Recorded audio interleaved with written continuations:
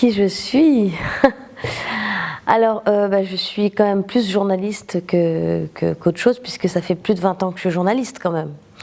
Mais j'ai une formation de droit et j'ai été avocat au barreau de Paris pendant 3 ans. Simplement, au retour de mon deuxième congé de maternité dans mon cabinet d'avocat, là je me suis dit c'est pas du tout possible, je vais pas pouvoir faire toute ma vie comme ça.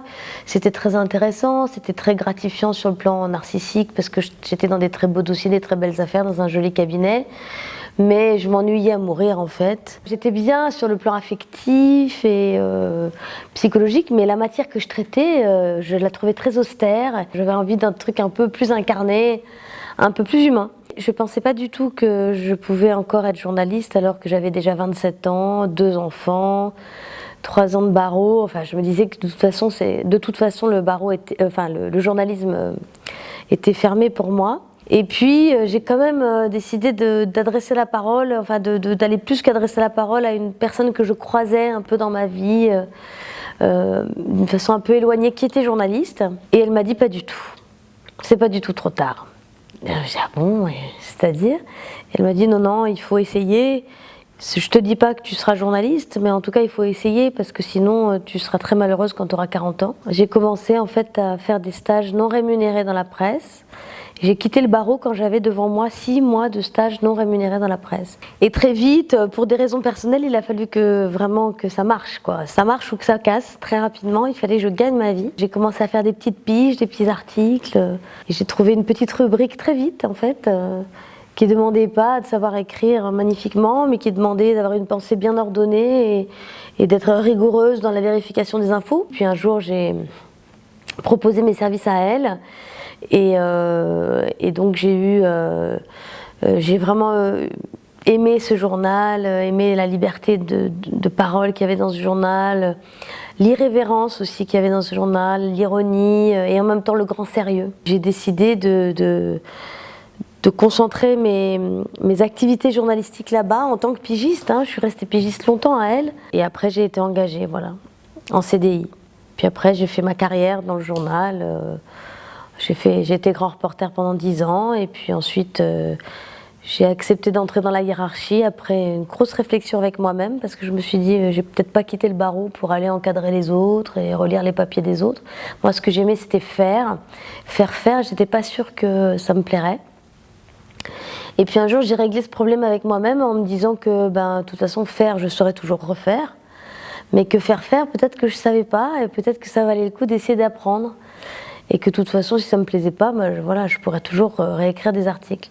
Après, j'ai créé Elle Active, ce programme de Elle pour promouvoir le travail des femmes, qui vient bien faire la synthèse au fond entre qui je suis, c'est-à-dire ma première vie professionnelle et ma seconde vie professionnelle, et puis voilà, ma volonté aussi de m'engager, d'aider les autres et tout ça, et de faire avancer l'indépendance des femmes par le travail. Voilà.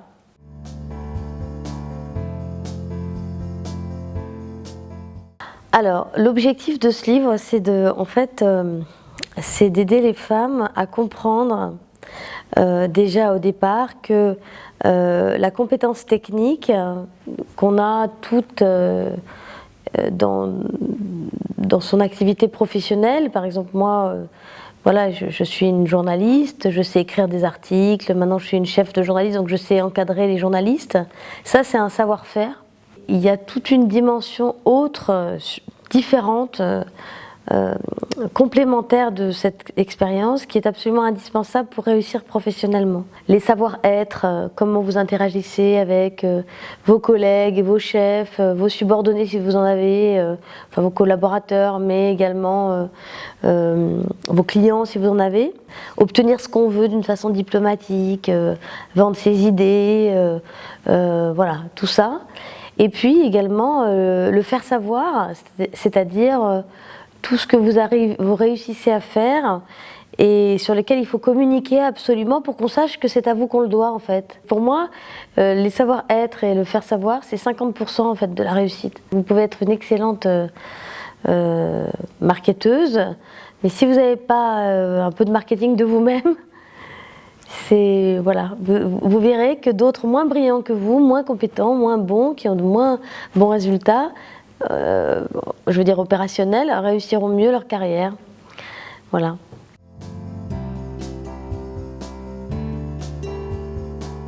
Ça s'appelle Elle Active, ça n'est pas que à destination des étudiantes, c'est à destination des femmes qui travaillent. C'est voilà, tous les sujets dont je viens de vous parler qui sont traités dans mon livre, mais qui sont proposés aux femmes sous la forme d'un forum qui propose à la fois bien évidemment des débats, des tables rondes avec des chercheurs, avec des femmes d'entreprise, avec des coachs, des DRH et tout ça, pour peser au fond sur le contexte des femmes qui travaillent et pour améliorer ce contexte qui n'est pas encore suffisamment favorable pour permettre aux femmes de réussir leur carrière d'une façon fluide. Ça, on va dire que c'est l'aspect débat, mais l'originalité du programme Elle Active, ce sont les ateliers dans la partie forum.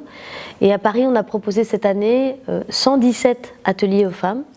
Et ce sont des ateliers extrêmement concrets pour apprendre aux femmes à savoir négocier correctement leur premier salaire, parce qu'il est établi que les garçons négocient leur premier salaire, mais les femmes disent merci beaucoup, je suis déjà tellement contente de travailler pour vous et d'avoir un job que c'est super, je regarde même pas combien je vais être payée. Faire son CV correctement, il y a faire son réseau quand on n'est pas qu'on n'a pas la chance d'être né dans une famille avec des carnets d'adresses partout.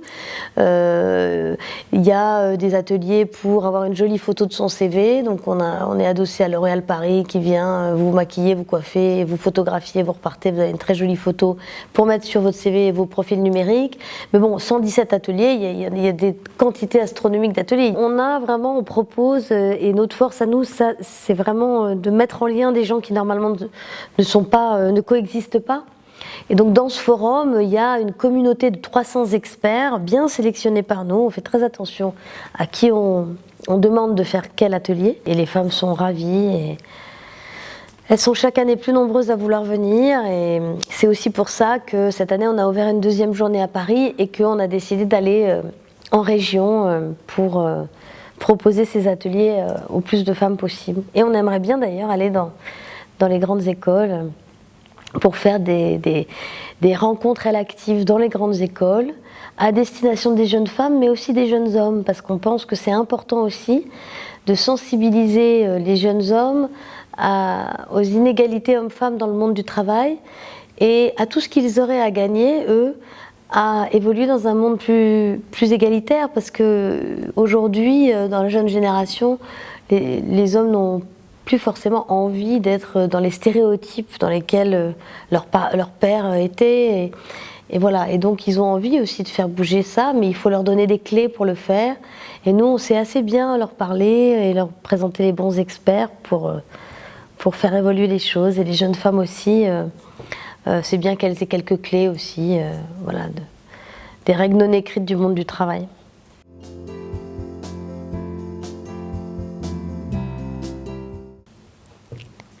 Alors comme je suis dans une grande école de commerce, le conseil c'est d'être un peu moins bonne élève. Parce que les jeunes femmes et les moins jeunes d'ailleurs sont frappées du syndrome de la bonne élève. Et le syndrome de la bonne élève, c'est le perfectionnisme, remettre sur le métier sans cesse son ouvrage, etc. Et du coup, vouloir rendre des travaux parfaits à 120%.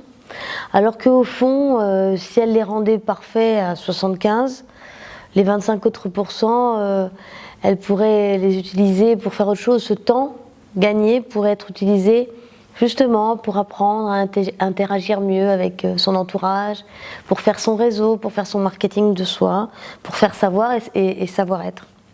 Voilà.